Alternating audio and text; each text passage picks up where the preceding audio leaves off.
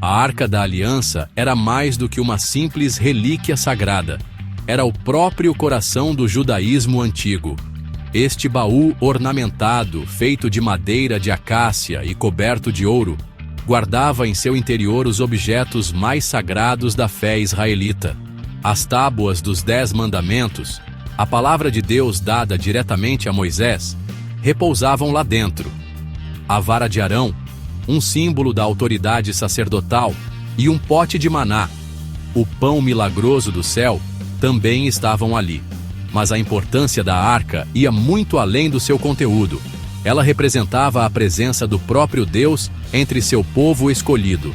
Quando os israelitas viajaram pelo deserto, a arca ia à frente deles, um sinal visível da orientação e proteção de Deus.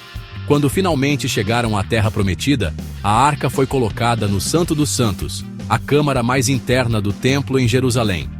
Era ali que o sumo sacerdote, uma vez por ano, entrava para fazer expiação pelos pecados do povo. A arca era uma fonte de imenso poder e santidade. Sua presença trazia bênçãos e vitória nas batalhas.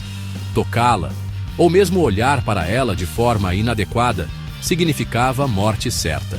A Arca da Aliança era a personificação física da aliança entre Deus e Israel. Era um testemunho de sua relação única e um lembrete de sua vocação sagrada.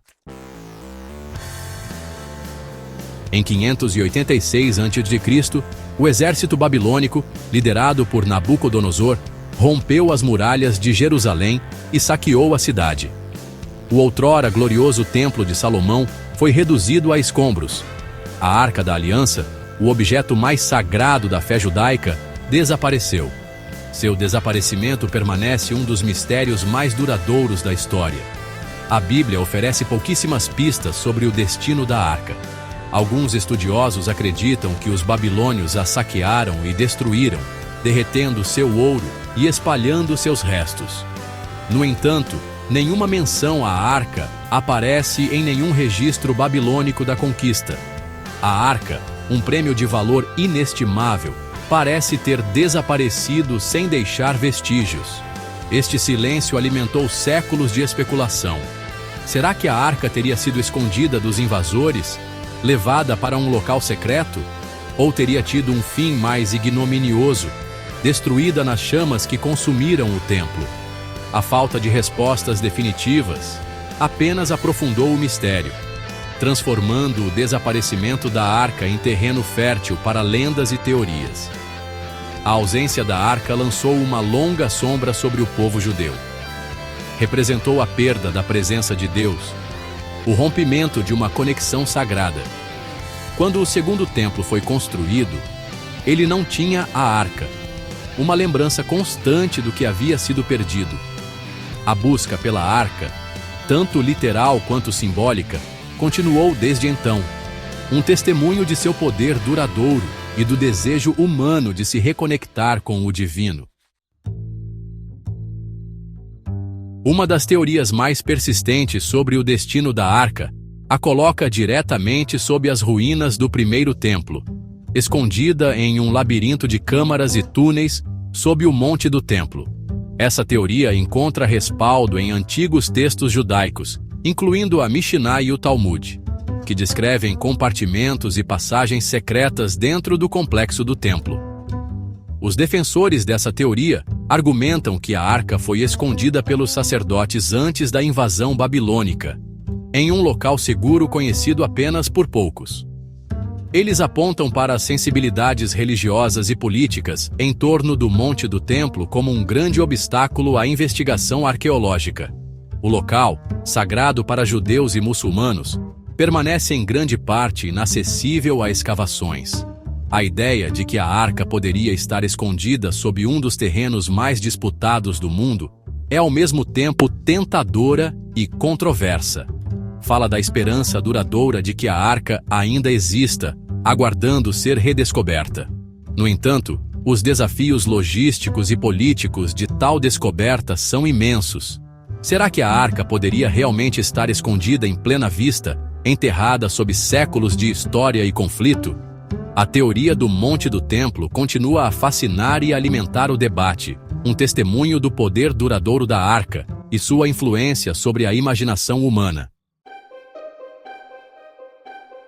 Seção 4. Uma descoberta. Perto do Muro das Lamentações, a alegação dos rabinos. Em julho de 1981, uma alegação sensacional abalou o mundo. 2 rabinos, escavando secretamente perto do Muro das Lamentações em Jerusalém, anunciaram que haviam encontrado a Arca da Aliança. O Muro das Lamentações, um remanescente do muro de contenção do Segundo Templo, é o local mais sagrado do judaísmo. Acredita-se que esteja próximo à localização do Santo dos Santos, onde a Arca ficava. A alegação dos rabinos, feita por meio de um intermediário ao repórter de rádio israelense Moti Eden, provocou um frenesi de entusiasmo e controvérsia. Eles alegaram ter descoberto um túnel que ia debaixo do Muro das Lamentações até uma câmara contendo a Arca. No entanto, sua escavação foi interrompida pelas autoridades israelenses, citando preocupações com a estabilidade do túnel e o potencial para distúrbios. Os rabinos nunca apresentaram nenhuma evidência para apoiar sua alegação, e sua história permanece envolta em mistério. Alguns acreditam que eles descobriram algo significativo, mas foram impedidos de revelá-lo. Outros descartam sua alegação como um embuste, uma tentativa de incitar o fervor religioso. Apesar da falta de provas concretas, a história dos rabinos continua a ressoar, um testemunho do poder duradouro da Arca e do desejo humano de acreditar em sua existência contínua. O Muro das Lamentações, já um local de intensa oração e anseio, ganhou um significado ainda mais profundo, um portal em potencial para um mundo perdido e a redescoberta de uma relíquia sagrada. Seção 5. Do outro lado do mar ou nos céus. Teorias alternativas. Enquanto o Monte do Templo permanece um ponto focal para teorias sobre a localização da Arca, outras possibilidades intrigantes surgiram ao longo dos séculos. Essas teorias alternativas, muitas vezes enraizadas na tradição religiosa ou no folclore local, oferecem um vislumbre do fascínio global pela Arca e seu mistério duradouro. Uma das alegações mais persistentes vem da Etiópia, onde se diz que a Arca está guardada na igreja de Nossa Senhora Maria de Sião, em Axum. Segundo a tradição etíope, a Arca foi trazida para a Etiópia por Menelik I, filho do rei Salomão e da rainha de Sabá.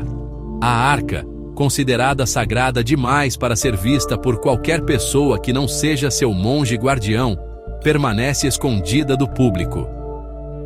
Outra teoria sugere que o profeta Jeremias, guiado por Deus, escondeu a Arca em uma caverna no Monte Nebo, a montanha da qual Moisés avistou a terra prometida antes de sua morte. Essa crença encontra respaldo no livro não canônico de 2 Macabeus, que descreve Jeremias escondendo a Arca e o altar de incenso. O Monte Nebo, um local de peregrinação e vistas deslumbrantes, tem um significado especial para judeus e cristãos, adicionando peso à possibilidade de que a Arca possa repousar em suas encostas. Alguns acreditam que a Arca nunca foi destruída fisicamente, mas sim levada diretamente para o céu por Deus. Essa crença, enraizada em uma interpretação simbólica de Apocalipse 11 e 19, sugere que a Arca, representando a presença de Deus na terra, foi retirada até um tempo de julgamento futuro.